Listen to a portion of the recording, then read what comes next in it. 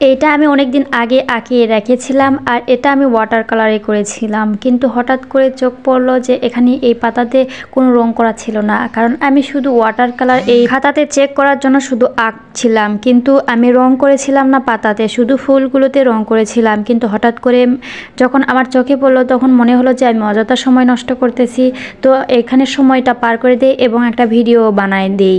তো তার জন্য আমি ওই ফুলগুলোর পাতা যেগুলো ফাঁকা ছিল সেখানে আমি অ্যাক্রিলিক ব্যবহার করব, তাই অ্যাক্রিলিক কালার দিয়ে আমি রং করা শুরু করে দিলাম। যেহেতু আমি পাতাগুলো বেশি ডিপ করব না, তার জন্য আমি শুরুতেই কিন্তু এই টিয়া কালারটা ইউজ করতেছি।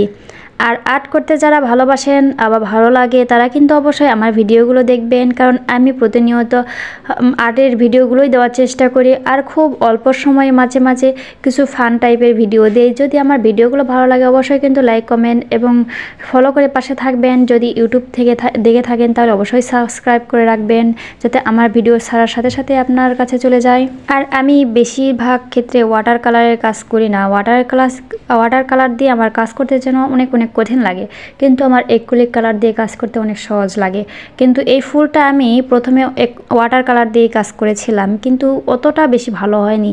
যতটা বেশি ভালো হয়তো যদি আমি অ্যাক্রিলিক কালারে ব্যবহার করতাম, কারণ ওয়াটার কালার যেই কালারে করেন না কেন কিছু না কিছু নিয়ম আছে। আমি ওয়াটার কালারের বেশি অতটুকু নিয়ম আমার জানা নেই। আমি আগে থেকে অ্যাক্রিলিক কালার বেশি ইউজ করি, তবে জানা নেই বলতে ভুল হবে। আমি ওয়াটার কালার দিয়ে অনেক কাজ করেছি এর আগে। কাজ করতে খুব একটা বেশি কঠিন মনে হয় না, ভালোই লাগে, কিন্তু তার থেকেও বেশি ভালো লাগে অ্যাক্রিলিক কালার দিয়ে আর্ট করতে। আর এটা মনে হয় অনেক সহজও লাগে। তো আমার সব পাতাগুলো আর্ট করা শেষ হয়ে গেছে দেখুন।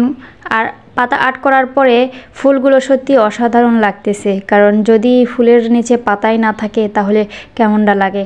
তাই আমি পাতা ফুল দুটা যখন একসাথে হয়ে গেছে তখন কিন্তু একটা পূর্ণতা লাগতেছে। আর কিছু উৎসাহর জন্য কিন্তু আপনাদের মাঝে ভিডিও শেয়ার করি। যদি আপনারা সেই উৎসাহটাকে না জাগান, যদি কমেন্ট না করেন, আমার ভিডিওগুলো না দেখেন, তাহলে অবশ্যই কিন্তু উৎসাহ জাগবে না।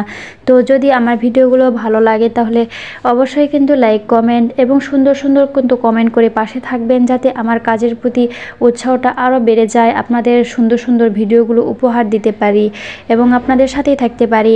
আর আমার ভিডিওগুলো শেষ পর্যন্ত দেখার জন্য সবাইকে অসংখ্য ধন্যবাদ। আমিও আমার সামনে আসা যতগুলো ভিডিও সামনে আসে সবার ভিডিও দেখার চেষ্টা করি এবং সবার পাশে থাকার চেষ্টা করি। আপনারা যদি আমার পাশে থাকেন অবশ্যই কিন্তু আমিও আপনাদের পাশে থাকবো ইনশাআল্লাহ। আর আমার ভিডিওটা শেষ পর্যন্ত দেখার জন্য সবাইকে অসংখ্য ধন্যবাদ। এভাবেই কিন্তু সবাই আমার পাশে থাকবেন। যে যেখানে আছেন সুস্থ থাকবেন। আল্লাহ হাফেজ।